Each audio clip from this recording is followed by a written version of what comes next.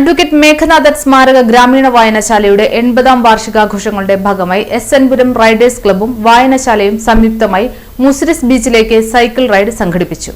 ചടങ്ങിന്റെ flag off Kodungallur sub inspector Mithun Mohan നിർവഹിച്ചു. വായനശാല പ്രസിഡന്റ് ബിബിൻ കെ.വി. അധ്യക്ഷത വഹിച്ചു. ആഘോഷ കമ്മിറ്റി ചെയർമാൻ എം.കെ. സഹീർ സ്വാഗതം പറഞ്ഞു. എസ്.എൻ. പുരം റൈഡേഴ്സ് പ്രതിനിധി ശ്രീരാജ് പി.എസ്. സൈക്ലിംഗ് സ്പോർട്സിന്റെ പ്രാധാന്യത്തെപ്പറ്റി സംസാരിച്ചു. Kodungallur taluk library council secretary Ratheesh പങ്കെടുത്തവർക്കെല്ലാം മെഡലുകൾ നൽകി.